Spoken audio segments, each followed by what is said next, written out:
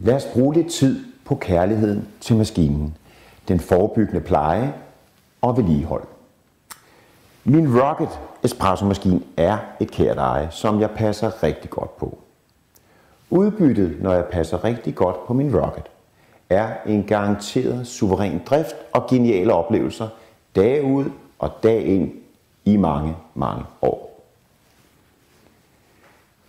Måske tænker du, at du helt kunne undgå vedligeholdelse og bare trykke på en knap, eller bruge fabriksfremstillede kapsler eller kaffepuder. Men fakta er, at alle letflygtige olier og aromaen i den friskristede kaffe reduceres med op til 60% efter de første 8-10 dage efter ristningen. Derfor vil jeg aldrig bruge en fabriksfremstillet kapsel eller kaffepude med en påstået holdbarhed på hele år. Det er muligt, at kaffen ikke fordærves, men aroma og nuancer tåler ingen sammenligning med en friskristet oplevelse. Derudover vil det ærge mig meget at betale 3-4 gange så meget per kop. Med de høje krav, jeg stiller til friskheden på min kaffe, koster det mig faktisk kun 1 krone til 1,25 per kop. Derudover har jeg skånet miljøet og sparet kilovis af alu og plastaffald.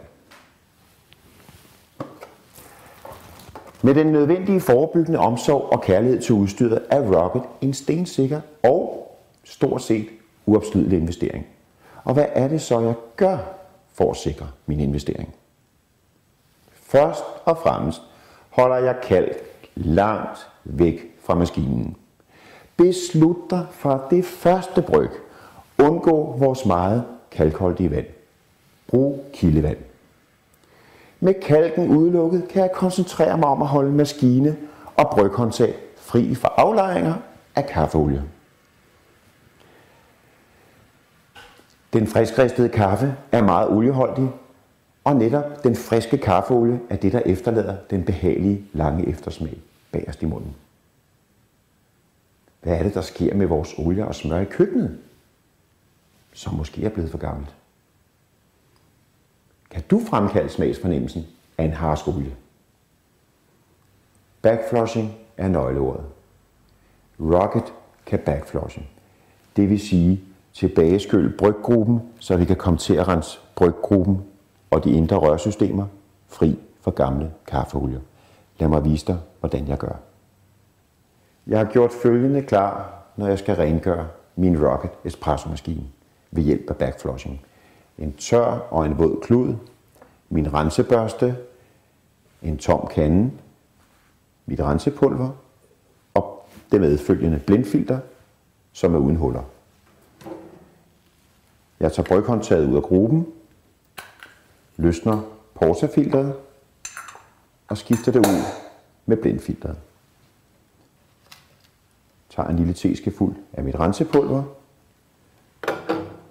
sætter bryghåndtaget tilbage i gruben og tænder pumpen og lader den køre i 8-10 sekunder.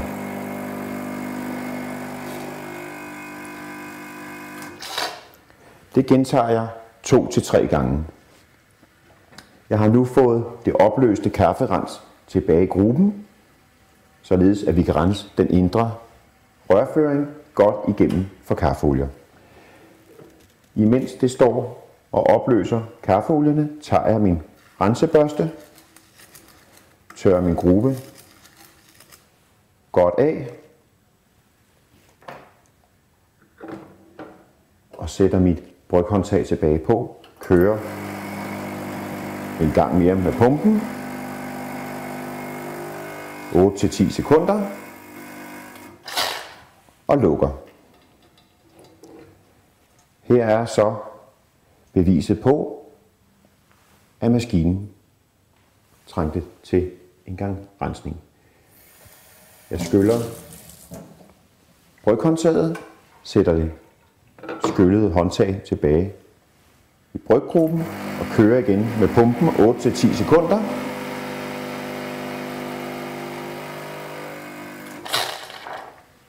Og gentager dette 3 gange.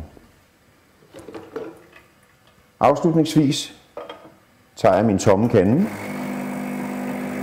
skyller gruppen godt igennem Skyller blindfilteret af. Fjerner blindfilteret. Monterer portafilteret. Så er min maskine ren og fin og fri for kaffeolier. Vi har nu backflushet maskinen, så den er lækker ren indeni. Tør vi den af, så den også fremstår rigtig pæn. Afslutningsvis, husk, bryghåndtaget samler der sig også kaffeolier. Sørg for, at bryghåndtaget bliver renset med kafferens. En gang om måneden fjerner jeg forsigtigt min grubesig og pakningen med en tang og lægger det i blød. Jeg tager børsten, kommer dybere med rengøringen.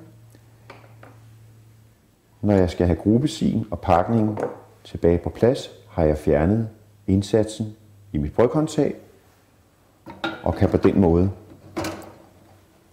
presse pakning og grubesig op på plads. Sådan har jeg igen på få minutter en frisk, ren maskine, som er en af forudsætningerne for en super lækker espresso.